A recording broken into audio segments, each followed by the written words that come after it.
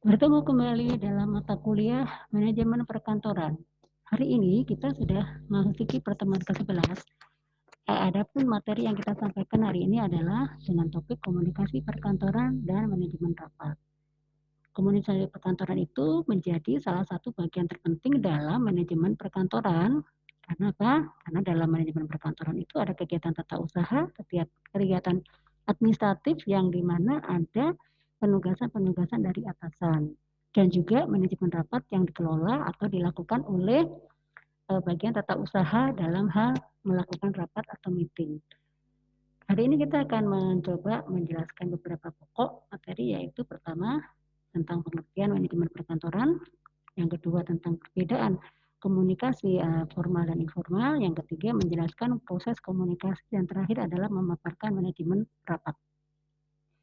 Pengertian dari komunikasi adalah komunikasi merupakan proses mengirim dan menerima pesan dan dikatakan efektif apabila pesan tersebut dapat dimengerti dan menstimulus tindakan atau mendorong orang lain untuk bertindak. Dengan kata lain, komunikasi itu adalah ada penerima pesan dan juga pemberi pesan. Nah, komunikasi adalah penyampaian warta atau berita yang mengandung macam-macam keterangan dari satu orang ke orang yang lain, itu pengertian lainnya. Intinya sama, berkomunikasi itu adalah ada pemberi pesan atau penyampai pesan, yang kedua ada pesan itu sendiri, dan yang ketiga adalah penerima pesan. Selanjutnya, fungsi atau komunikasi itu berfungsi adalah untuk satu, pengendalian, yaitu fungsi motivasi mendorong seseorang untuk melakukan sesuatu. Pengendalian itu adalah untuk mengontrol ya, jadi untuk mengontrol atau mengevaluasi. Terus yang ketiga, ungkapan emosi, artinya bentuk dari emosi. Kalau kita senang itu berkomunikasi itu seperti apa mimiknya, kalau kita sedih komunikasi itu mimiknya seperti apa. Yang terpenting adalah informasi, karena inti dari komunikasi adalah penyampaian informasi, baik itu secara individual atau secara perusahaan atau secara lembaga atau organisasi. Berikutnya, unsur komunikasi itu adalah ya, unsur komunikasi itu meliputi ada 3, ada komunikator, ada pesan yang disampaikan, ada komunikan. Jadi ada pengirim warta atau komunikator, yang kedua pesan itu sendiri yang tadi saya singgung, terus alat itu media. Nah, pesan itu bisa dikirim via pos zaman dulu ya. Sekarang ya masih ada beberapa dokumen-dokumen yang harus dikirim via Tiki, KCNE, via WA bisa, via email bisa, via komunikasi seperti hari ini, video atau Vcom itu bisa. Dan yang terakhir adalah pesan itu bisa sampai ke komunikan dengan baik, dan komunikan paham banget apa yang disampaikan dari informasi tersebut atau pesannya apa. Berikutnya ini adalah proses komunikasi itu ada 4, jadi ada yang memberi pesan atau memberikan informasi itu harus ada ide, dan ide itu harus dikelompok-kelompokkan atau dibuat simple. Seperti hari ini kita membuat presentasi itu adalah supaya buku yang kita rangkum itu mudah dipahami dengan cara membuat tayangan seperti ini. Yang ketiga adalah pengirim pesan ya harus mengirimkan pesan itu. Nah, kita lihat kondisinya hari ini kita berada di situasi pandemi, di mana kita tidak bisa bertatap muka, maka situasi seperti ini kita menggunakan channel dan media. Menggunakan channel dan media supaya pesan itu bisa sampai ke Anda. Jadi pesan itu adalah hari ini materi pertemuan ke-11 itu adalah salah satu pesan. Nah, kita menggunakan video dan email atau e-kampus, nah supaya Anda bisa menerima pesan itu dan Anda memahami, menguraikan semua pesan, dan akhirnya Anda merespon pesan yang saya sampaikan. Berikutnya, komunikasi efektif bila ada komunikasi verbal, non-verbal, dan tulisan. Seperti diketahui, verbal itu adalah komunikasi langsung ya, tatap muka. Kalau non-verbal itu adalah tidak langsung, biasanya menggunakan bahasa isyarat, kode, atau gestur tubuh. Yang ketiga adalah komunikasi tulisan, yaitu biasa melalui surat kabar, email, membaca, atau menonton TV itu tulisannya itu masuknya ke sini. Nah, kita bisa mengelompokkan kalau kita berbicara seperti ini kita menggunakan apa ya. Oke, berikutnya adalah tentang batasan. 4 azas komunikasi. Yang pertama ya satu pikiran. Kalau kita berkomunikasi antara orang yang memberi pesan dan yang akan disampaikan satu pikiran. Jangan jika sembung naik PMB, tidak nyambung ya. Jadi harus sama. Terus yang kedua, memahami apa yang disampaikan. Jadi kalau kita memberikan pesan itu gimana caranya biar mudah dipahami oleh penerima pesan. Yang ketiga, bahwa kita harus wajib saling mengerti ya. Berkomunikasi itu membuat diri kita mengerti, nyaman. Nah itu yang terakhir ya ini kalau tidak jelas, pesan yang disampaikan tidak jelas, wajib bertanya, ya harus silakan bertanya. Ya. Makanya sekali kalau dijelaskan sehingga dibilang siapa yang kurang jelas silakan bertanya. Itu adalah tujuannya komunikasi ya. Karena persepsi orang berbeda-beda, tapi diharapkan satu. Kalau satu persepsi pasti jelas, clear ya. Berikutnya, nah ini adalah komunikasi efektif itu akan membantu satu bisa memecahkan masalah yang terjadi ya. Kalau Anda ada masalah biasanya duduk bareng, diskusi, sharing. Nah itu adalah contoh komunikasi itu membantu punya masalah. Yang kedua, kalau kita bekerja sama dengan pihak eksternal atau perusahaan itu punya klien, nah itu bisa meningkatkan tanggapan stakeholder. Yang ketiga, meningkatkan citra profesional. Dalam hal ini adalah meningkatkan nama baik perusahaan juga. Nah, kalau dalam hal yang marketing, pemasaran, komunikasi itu membantu karena kalau kita melakukan pemasaran harus didukung kompetensi komunikasi yang bagus, cara menyampaikan atau cara berkomunikasi yang bagus seperti apa. Yang berikutnya, memperkuat hubungan bisnis sudah pasti ya. Kalau kita bisnis itu komunikasi memang dikuatkan oleh bisnis.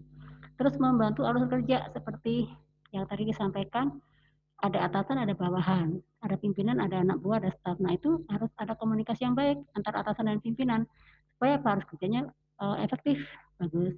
Terus juga meningkatkan produktivitas dengan cara memberikan motivasi. Dan yang terakhir digunakan sebagai keputusan, sebuah keputusan di perusahaan. Selanjutnya kita menyampaikan tentang ciri pesan yang efektif itu seperti apa ya. Nah, cirinya yang pertama informasi harus jelas praktis ya. Kalau istilahnya itu singkat, jelas, padat. Nah, itu tidak bertele-tele. Yang kedua fakta, tidak PHP, tidak omdo, tidak omong doang, tetapi real kenyataannya ya. Tidak dibumbu-bumbuin, tidak kompor-komporin, tapi real. Yang ketiga adalah ya jelas intinya bersifat informasi.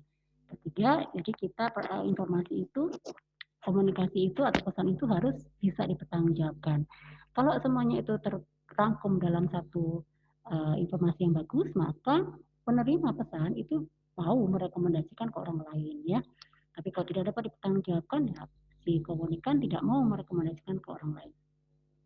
Nah, dalam proses komunikasi, nah, ada 3 hal yang terpenting pada saat kita berada di posisi sebagai komunikan atau penerima pesan. Pertama, seperti hari ini, Anda harus satu persepsi dulu ya. Satu persepsi artinya hari ini fokus kepada mata kuliah perkantoran dengan topik manajemen atau komunikasi perkantoran. Nah, apa yang harus kita lakukan sebagai seorang pendengar? Paham dong hari ini belajar apa. Terus yang kedua, kan tidak mungkin Anda menghafal seluruh slide yang saya sampaikan ini, maka Anda harus menyaring. Nah, dari saringan itu Anda menyimpulkan. Nah, Anda ingat. Nah, biasanya kalau di kelas kan suka dibilang apa kesimpulan mata kuliah hari ini. Nah, biasanya kan kesimpulan itu adalah bukti bahwa Anda sudah menyaring dan Anda mengingat. Intinya ini loh. Nah, seperti itu ya. Berikutnya, kiat-kiat dalam meningkatkan kemampuan mendengar. Pertama ya kita harus memperbaiki, harus komitmen. Jadi kalau namanya kita berkomunikasi itu satu sama lain, komitmen tidak boleh mendominasi ya. Yang kedua adalah fokus. Nah, fokus penting ya. Kalau misalnya gagal fokus ya pasti intinya nanti tidak bisa menerima informasi yang disampaikan oleh si penerima, si pemberi pesan. Terus meningkatkan data yang akurat ya supaya kita tidak berada di kebimbangan atau ini jelas nggak sih, ini informasinya real nggak sih, meragukan nggak sih, ya itu adalah cara menyaringnya betul. Jadi yang terakhir adalah konsentrasi untuk mengingat. Intinya ya pada saat konsentrasi untuk mengingat itu adalah kesimpulan. Berikutnya, nah teman-teman saat ini kita berada di era industri 4.0, berarti kita berada di banyak atau di era-era globalisasi, maka banyak sekali tantangan yang harus kita hadapi mengenai komunikasi, yaitu adalah perkembangan teknologi. Kita harus mampu menguasai teknologi yang ada saat ini. Artinya bukan kita harus jago IT, tidak. Artinya komunikasi itu kan bisa dilakukan melalui WA, melalui ponsel ya, melalui ponsel seperti ini. melalui email. Nah, kita harus bisa mengoperasikan itu. Kalau kita tidak bisa mengimbangi teknologi, ya kita susah akan berkomunikasi, ya kan? Tidak mungkin kita via telepon, via surat itu kan nggak mungkin. Kita sekarang tuh harus semua itu cepat, ya. Kedua, globalisasi, adanya perbedaan budaya antar pegawai jelas itu ya. Tidak usah jauh-jauh ke luar negeri, di dalam negeri aja. Perusahaan itu terdiri dari latar belakang budaya yang berbeda antara karyawan satu dengan karyawan lainnya. Terus yang kedua, organisasi berbasis tim. Nah, ini yang kita harus pahami, kerja itu tidak boleh individu, kerja itu biasanya bersikap tim, karena tim itu pasti butuh komunikasi yang bagus. Kenapa? Kalau tidak ada komunikasi yang bagus, timnya tidak solid, maka tujuannya tidak akan tercapai. Berikutnya komunikasi formal dan informal. Ini adalah bebasnya formal, dibedakan internal dan eksternal. Informalnya itu adalah kalau formal itu resmi ya, biasanya melalui surat, email, memo, dan mengikuti prosedur, jadinya seperti itu. Kalau informal itu biasanya direncanakan dengan pihak luar, tapi tidak harus mengikuti prosedur, tapi berupa apa? Sama laporan, memo, pidato, dan sebagainya. Informal ya. Kalau formal berarti sudah terprosedur. Kalau komunikasi formal ke eksternal, sekali lagi biasanya sudah sesuai dengan keanggotaan. Nah, dan tidak mengikuti prosedur yang ada. Tapi kalau yang informalnya tidak berdasarkan keanggotaan, tetapi bisa dilakukan dengan tatap muka, telepon, ataupun email. Nah, teman-teman dalam berkomunikasi itu tidak selamanya mulus. Kita akan banyak mengalami hambatan. Ya, tadi saya sudah singgung adanya perbedaan, terkait teknologi itu akan menjadi salah satu hambatan. Nah, yang jelas tadi kita sudah bahas tentang globalisasi budaya di perusahaan. Ya, jelas ya, di situ ada perbedaan bahasa, berarti akan terjadi muncul perbedaan persepsi. Di Cikarang banyak perusahaan Jepang atau Korea. Nah, di situ pasti banyak karyawan Indonesia, banyak pimpinan-pimpinannya, bos-bosnya, manajernya dari Jepang atau Korea. Itu bahasanya yang agak susah, apalagi kalau yang asli dari Jepang tidak bisa bahasa Indonesia. Itu kalau kerja ya suka ada miskomunikasi. Itu dalam segi jelas ya, itu orang asing ya. Tetapi yang orang Indonesia sendiri akan terjadi banyak budaya, pasti banyak perbedaan. Yang kedua komunikasi nih Mbak. Ya, jadi ke komunikasi itu akan menjadi hambatan, misalnya dalam kondisi kita tidak sehat, tidak fit, itu berarti kita tidak bisa berkomunikasi, tidak akan fokus dalam berkomunikasi, dan juga emosional. Kalau kita lagi sedih, ya kadang misalnya maaf ya, masalah di rumah dibawa ke kantor, dibawa ke kampus, itu biasanya berpengaruh putus pacaran, dibawa. Nah biasanya orang yang kayak gitu hatinya galau, sedih, tidak fokus dalam berkomunikasi kan. Nah atau gini, terlalu banyak informasi, terlalu banyak tugas, akhirnya menyebabkan bingung, liar, fokusnya kemana. Nah itu kadang-kadang kita ditanya apa, jawabnya apa, karena bingung ya, sedang berpikir apa, tiba-tiba muncul pertanyaan yang berbeda. Nah itu kadang menjadi hambatan komunikasi. Yang terakhir adalah penyaringan yang tidak tepat. Cara mengatasinya gimana? Satu, pendekatan yang berpusat pada audiens. Dua, menciptakan iklim komunikasi yang terbuka, nggak usah kaku. Terus yang kedua, ya berkomunikasi yang etis, normal, sopan gitu ya, sewajarnya mengikuti etika. Yang terakhir ya singkat dan efektif. Oke, definisi rapat. Kita sudah masuk ke materi manajemen rapat. Secara pengertian, secara umum, yaitu rapat itu adalah pertemuan orang-orang dalam suatu organisasi. Ya, tapi membicarakan masalah-masalah yang urgent, masalah-masalah penting, masalah-masalah yang terkait dengan perusahaan, dan pasti punya tujuan yang terbaik atau bagaimana caranya mencapai tujuan perusahaan dengan baik. Itu pengertiannya, makanya meeting itu tidak dihadiri banyak orang tertentu saja. Terus meeting itu juga dihadiri oleh karena masalah-masalah yang urgent, ya kan, makanya ada jadwalnya, ya. Makanya meeting itu juga terjadwal, tertutup terkadang ya, terkadang rahasia dan sebagainya. Nah, berikutnya adalah nih, persiapan meeting. Persiapan meeting itu adalah satu, pertama harus membuat undangan ya, jelas ya kalau kita rapat dengan manajer atau begitu ada undangan dulu edakan tuh. Ada rapat hari Sabtu tanggal sekian, ruangan di sekian. Nah, itu siapin ruangannya semua. Kalau kita biasa di rapat undangan ke hotel-hotel, biasanya atau di kantor-kantor instansi yang besar itu biasanya sudah di meja-meja rapat sudah disiapkan alat tulisnya ya, ada pulpen, ada kertas atau dan sebagainya. Nah itu perlengkapan rapat apa saja? Ya meja, kursi, lampu, LCD, slide dan sebagainya harus disiapkan. Kalau kita rapatnya di luar kota, berarti kita harus menyiapkan akomodasi. Nah, itu tugasnya siapa? Tugasnya manajemen perkantoran atau orang yang mengelola manajemen perkantoran. Ya, jadi itu sudah ada aturannya. Nah, terus sudah gitu kalau kita rapatnya panjang, berapa jam berarti butuh konsumsi. Kalau kita rapatnya di luar kota, itu juga harus ada konsumsi makan siang dan snack. Nah, ini kesehatan penting. Kok aneh ya rapat ada kesehatan? Iya penting banget ya. Kadang orang-orang yang rapat tiba-tiba mules, tiba-tiba pusing. Nah, itu harus kita siapkan kesehatan, minimal ada obat, minimal ada minyak kayu putih. Karena rapat itu kan penting ya, mengikuti rapat itu sangat penting. Jadi diharapkan kondisinya semua fit. Tapi di tengah-tengah rapat ada yang sakit dan sebagainya harus ditanggulangi, harus diatasi. Jangan sampai, oh nggak ada minyak, akhirnya padahal kita sedang mau presentasi, gara-gara sakit perut nggak ada obat, bubar semuanya. Nah itu penting ya, seolah-olah simpel kecil tapi ternyata itu menjadi prioritas penting. Makanya kalau di perusahaan-perusahaan besar itu minimal ada kotak obat, minimal ada tempat tidur untuk rehat sebentar dan sebagainya. Nah ini adalah prosedur rapat, ada membuka rapat, berlangsungnya rapat dan menutup rapat. Itu adalah inti dari rapat itu di situ. Membuka rapat, ya saya membicarakan agenda rapat, tata tertib rapat, motivasi dan sebagainya. Berlangsungnya rapat yang membuat notulen pada akhirnya dan menutup ya. Menutup itu biasanya dengan kesimpulan atau evaluasi ya, evaluasi masukan-masukan dan sebagainya. Terakhir adalah pengendalian rapat itu harus dikendalikan ya kan sekali lagi karena sifat rapat berbeda-beda. Ada yang namanya pengendalian terbatas. Pengendalian itu adalah evaluasi di mana setiap anggota rapat boleh mengemukakan pendapatnya, memberikan masukan dan sebagainya. Maka pengendalian rapat ini biasanya disebut pengendalian yang terkesan demokratis ya.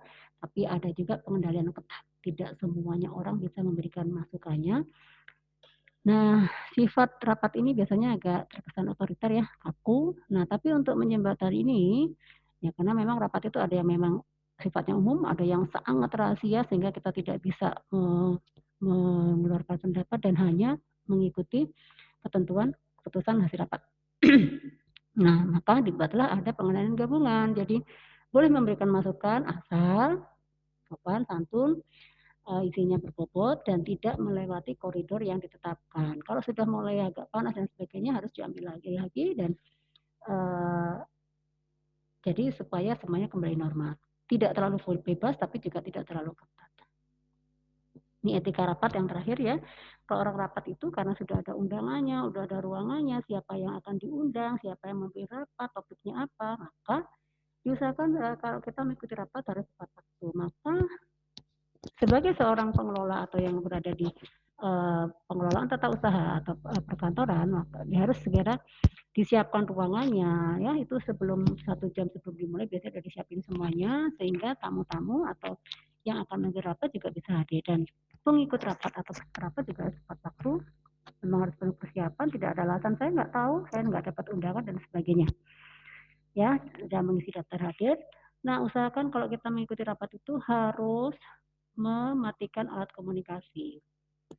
Simpel saja, saya sudah selalu mengajarkan di kelas, kalau belajar kita tidak pernah membawa alat komunikasi dengan tujuan apa? Saling menghormati, kita profesional, dan kita juga harus berpartisipasi dalam rapat, memberikan masukan, bertanya, memberikan respon, dan sebagainya. Nah, berprofesional ya profesional ya, jangan seperti kekanak-kanakan. Yang terpenting juga sifat sikap sopan dan memperhatikan tidak boleh ngerumpi sendiri. Nah, terakhir ya berterima kasih. Berterima kasih itu bisa dilakukan oleh si penyampaian materi atau si penyelenggara rapat atau peserta rapat. Biasanya kalau pemimpin rapat kan bilang terima kasih atas waktunya sudah menghadiri undangan rapat ini dan sebagainya. Kalau si penyelenggaranya ya mengucapkan terima kasih ya karena sudah disiapkan ruangan, makanan dan sebagainya. Kalau peserta ya pasti berterima kasih atas kesempatan yang diberikan sehingga bisa mengikuti rapat ini dan sebagainya dan seterusnya. Itu adalah baik, teman-teman, materi kita hari ini sampai di sini. Untuk selanjutnya Anda silakan mengerjakan tugas, cari contoh komunikasi. Itu maksudnya Anda cari contoh informasi itu pengumuman ya via apa namanya via mading, via email, via apa yang ada di perusahaan, manufaktur, rumah sakit dan sebagainya. Ya, silakan dikerjakan, cari di Google, nanti diupload di e-kampus. Ya, terus selanjutnya sekarang teman-teman bisa download materi yang ada di kampus. Baik, saya ucapkan terima kasih atas perhatiannya. Kita bertemu kembali pada kesempatan yang akan datang di pertemuan yang selanjutnya. Oke, selamat siang dan terima kasih.